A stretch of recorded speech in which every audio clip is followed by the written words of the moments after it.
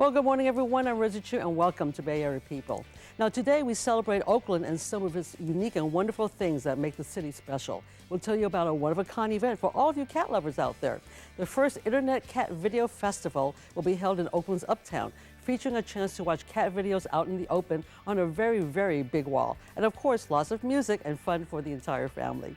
And to avoid traffic, we have a special downtown shuttle that takes you dining and shopping all along the downtown corridor.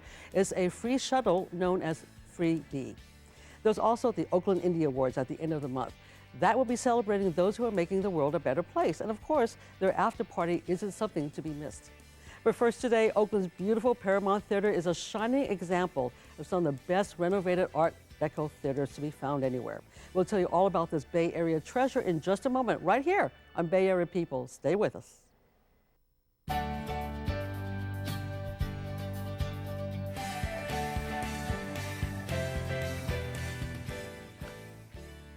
Well, Oakland's very special Paramount Theater just celebrated the 40th anniversary of its restoration with a huge party by the Art Deco Society.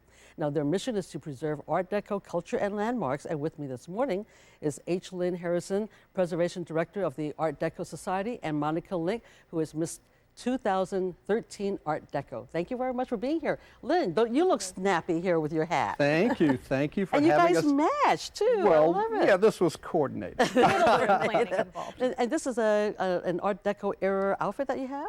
Actually, I made my outfit. Wow. And the sash, Miss Art Deco sash, which has been handed down from one Miss Art Deco to another, Wow, very nice. was made by one of the first Miss Art Decos. From how long ago was that? Do you know? I think when was the first? Probably 1984. Yeah. 1984. Yeah. Terrific. Yeah. So the Art Deco Society celebrates all things that are Art Deco? Yes, the Art Deco Society, it's a nonprofit organization founded in 1981, and we had our first Art Deco Preservation Ball at the Paramount in 1984. And at the same time, we had our Gatsby Summer Afternoon, which is coming up this September, 1st of September, at Dunsmuir. You know, we have a lot of close connections to the East Bay. Right. Yeah. And this is a ball. I'm going to say that the ball already passed. Yes. So we're talking about it in the past tense. And you brought some photographs, and we just want to show the fun event. Oh, so we it's have a couple wonderful. of pictures of people looking like they're dressed in costume, or in the era, I should say, not in costume. Yeah. And it looks like the ladies are having a good time there. Yeah. Right? Those Having a great ladies time. are all the Deco bells. which is Okay, fancy. and this is a great picture. Tux, long tails? White tie. White tie. White tie and tails, Excellent, absolutely. beautiful. And then we have one more, I believe. Yes, yes. That's Lori Gordon. She founded the ball. She founded the ball. Yes. Terrific. And the thing is, you were having this at the Paramount Theater, Yes. which is our premier theater downtown Oakland, which is very Art Deco. And I can't believe it's been 40 years since it was restored. That's a long time ago. In 1973, there was a handful of people who were active in saving the Paramount. It was Jack Bethards who had the founding vision of putting the Oakland Symphony in the Paramount. And they were looking at several venues. One was the Oakland Fox, which of course has also been recently restored. Right. The Oakland Paramount, and a new building. And Jack pushed for the Paramount. And there's a beautiful building, and people have never been in. They need to go and see a show. But let's take a look at some of the art, and we can see how gorgeous. This is the exterior, right? And then we have a close-up so you can see the detail work. These are terracotta tiles. Timothy Pfluger was the architect from San Francisco. Okay, and this, I understand, is from the inside looking in? Yes, this is on the upper balcony looking back at the grand foyer, and the yellow sort of frozen fountain in the back is panels of frosted glass. Okay, and this is the ceiling. I mean, look how ornate, and the colors are so vibrant. It's absolutely beautiful. And what is this? These are bas-relief dancing maidens. They're sometimes referred to as Egyptian, I think, from their postures. Right. And I think we have a shot, and you can Yes. see how close up it is. Now, the thing is, for you, you're a young lady. Why are you interested in the era of Art Deco? Well, all of the things, the architecture, the clothing, the cars from the Art Deco era are just so beautiful, as you can see from that building. Exactly. Everything was just so classy and Okay, gorgeous. we're back almost then. out of time, so one last comment from you, Monica. What does Miss Art Deco do? Miss Art Deco's job is to represent the Art Deco Society to people like you. All right, to tell us all about what Art Deco is about and your love. And thank you very much for sharing. I'm afraid we're out of time, but if people want to find out more information about the Art Deco Society, you can go ahead and give them a call at 415-983-DECO, D-E-C-O, or visit them at their website, artdecosociety.org. But coming up right here on Bay Area People, the Indie Awards and its Oakland celebration of artists and small businesses. Don't go away. We'll be back after this message.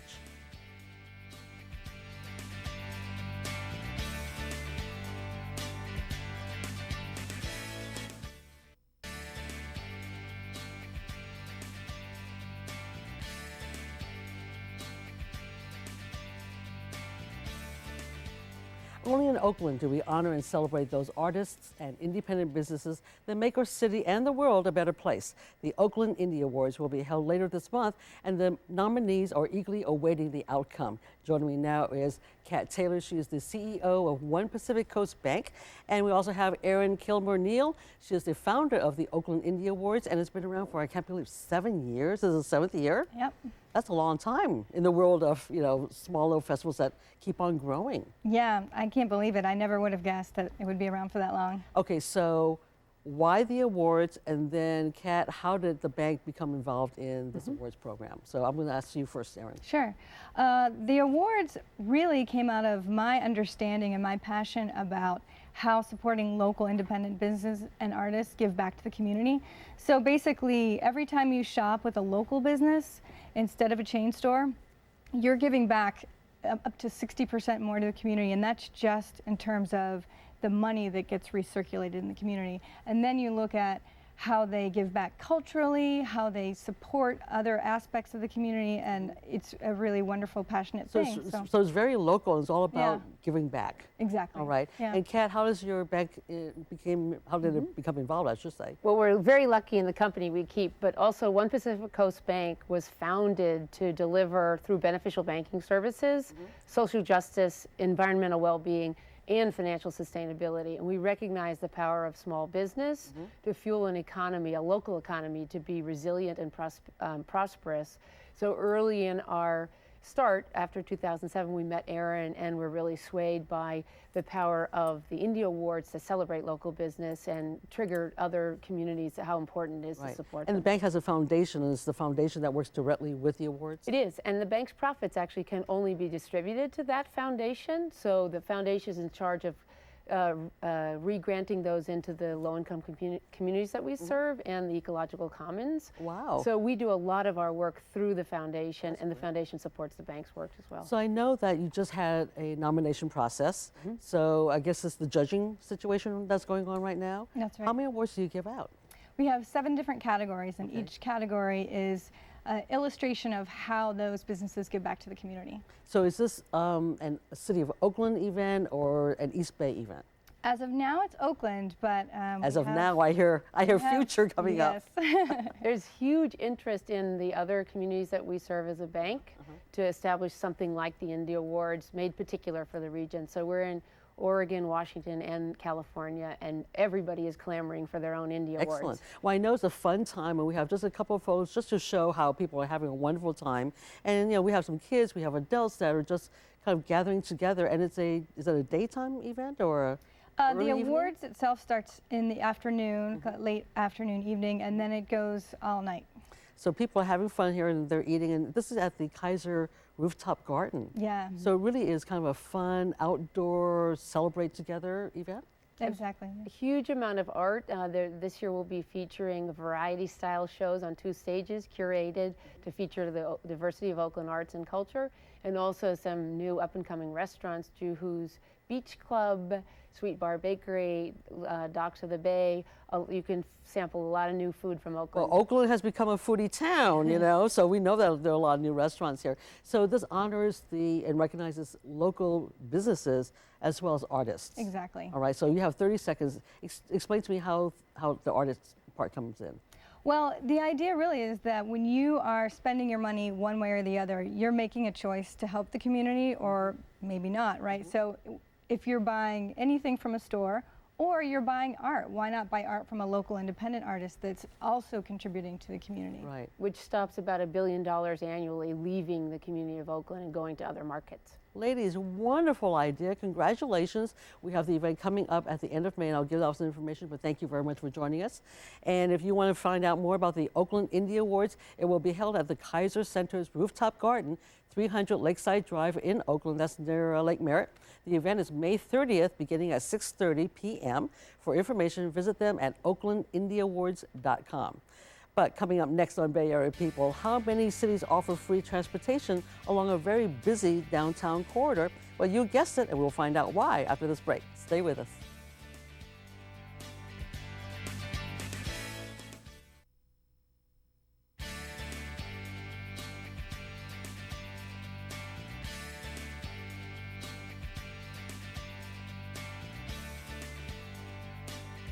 Well, so far, 1.5 million passengers have traveled free of charge up and down a busy downtown corridor of Oakland, and it's a free shuttle fondly referred to as Freebie. With details on this free service is Zach Zeal. He is the Oakland and Economic Development Specialist and the Broadway Shuttle Project Manager. And so this is your baby, this little bus going up and down Broadway? I am the very lucky project manager for the Freebie City of Oakland Broadway Shuttle. Now, I thought it was around a lot longer, but you said, what, close to 3 years? Yeah, we're at about 2.5 years, and as Okay. you mentioned, we've already served about 1.5 million passengers. And I am totally impressed because that is a population of people that are just local right there around downtown Oakland. Well, downtown Oakland has 70,000 daytime workers. Okay. In addition to that, we also have hundreds of, and many of them are very new, restaurants and bars and night spots that have been opening up over the past 5 years. And what's interesting about our ridership is that as the downtown Oakland Renaissance has been gaining momentum, Right. we've been able to see our ridership steadily increasing.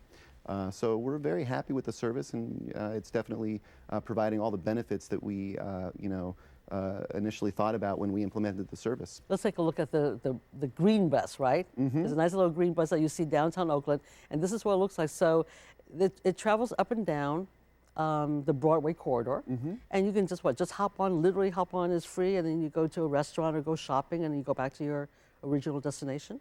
Absolutely. If you notice in the shot that's about to come up where you see the rear of the vehicle, it says right on the bus, hop on the Freebie. So Yeah, we meet encourage downtown people to- Oakland. Exactly. We encourage people to hop on, hop off, and it's really an opportunity to explore all the different districts up and down the Broadway corridor in downtown. And the good thing is that too, and this is an example of one of the routes, it's operating more than just from noon to 2. It operates many long hours, and we'll get to that in a little while. But here we are on Jack London Square in the bottom of the screen.